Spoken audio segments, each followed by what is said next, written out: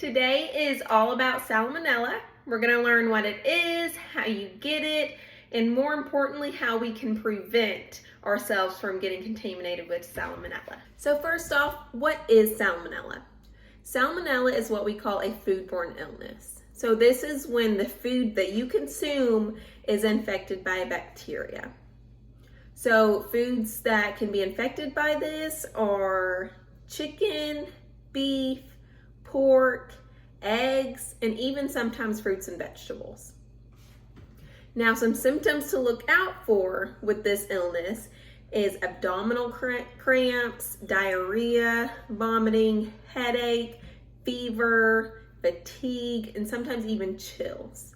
So if you are experiencing those symptoms, you need to go to your local hospital or doctor's office, and they will test you for it and then get you on medicine to take care of it. Now, let's talk about prevention. There are 3 steps in the prevention process that you want to be very careful on. So it's the purchasing of the item, the storage, and of course the preparation. Purchasing the item, you want to purchase it from a reputable source. And then if you're purchasing a meat item, you want to make sure that the due date or freeze by date isn't that current date that you're purchasing it on. You want it to be a few days out. Now, some grocery stores have a section of meats that their freeze by or prepare by date is that current date because they're just trying to get rid of it. Those may not be the most safe meats to consume because they have been sitting out for a very long time, or at least up to its due date. So I would stick with the ones that the expiration date or cook by date is maybe a few days after you purchase it. Now, when you do purchase it, you're going to take it out of that refrigeration section. The moment you do, there's no way for it to keep at a safe temp. So some tips to go by, at least I do. When I go grocery shopping, I pick my meat or any refrigerated item very last. So I'm getting my breads, my canned food, household items first. And then right before I go to checkout, that's when I'll go pick up my chicken, my ground beef, my milk. That way it's not out of that refrigerated section for very long.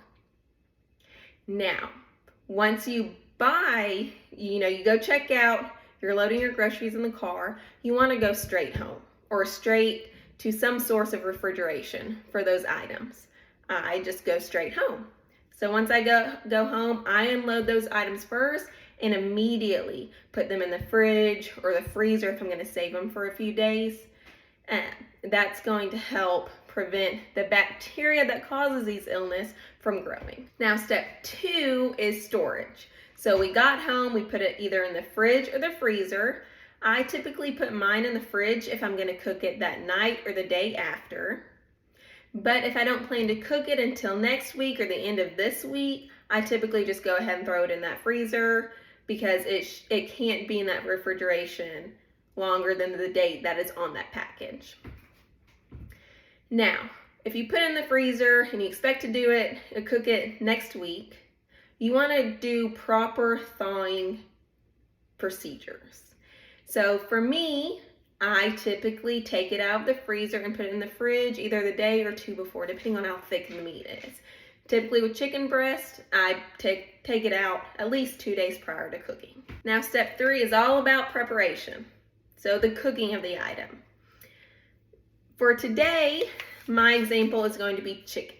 Now, I'm cooking for just me, so I'm not going to eat every single one of these tenderloins. So what I'm going to do, I just took it out of the fridge. I am going to open it and set aside maybe 2 or 3 to cook tonight. And the other ones, I'm going to get a freezer size Ziploc bag. I'm going to put the rest of the meat in there, get out as much air as I can, seal it up properly, and then I'm going to put today's date on it. And then once I do all that, it's going to go straight in the freezer, and then next time I cook, chicken, I'll just take it out and thaw it properly. So now we have our 3 tenderloins separated. The rest are in the freezer, labeled and stored correctly. Before we start preparing our 3 tenderloins, we want to make sure that we are washing our hands thoroughly. Once you wash your hands, you are then free to season, bread your chicken however you want it. And when it comes to cooking, you can cook it however you want it. You can bake it, you can fry it, you can air fry it, whichever way suits your needs and tastes. The most important part of the cooking process is making sure that that temp reaches its desired internal temp. So today, we're cooking chicken, and chicken's desired internal temperature is 165 degrees. Now, some other products like ground meat or egg products like a quiche, those desired temperatures are about 160 degrees. And then for beef and pork, those are about 145 degrees Fahrenheit. And they want to stay at that temperature for about 15 to 20 seconds. You don't want it going down or below that temp, anywhere in between that 15 to 20 seconds. If it does, or if it never reaches that temp, you need to put it back in the oven, fry it a little longer, however you're preparing it, to get it up to that temp. Now, how do you take a temperature of a meat? Well, first of all, you want to have a thermometer in your kitchen. This should be an essential in everybody's kitchen. So tonight we're doing chicken. So what I'm going to do after they're cooked, I am going to get the thickest piece of meat, and I am going to insert my thermometer about 1 inch into it. And we don't want to make sure we're going too far down, because eventually you're going to hit the pan and you may be taking the temp of the pan, and that's not going to reflect the actual temp of that chicken. So make sure you're only going down to the middle of the thickest piece of the meat, and then we're going to wait until it gets up to 165 degrees. Like I said, if it never reaches that, we're going to put it back in the oven and then check it maybe about 5 minutes later.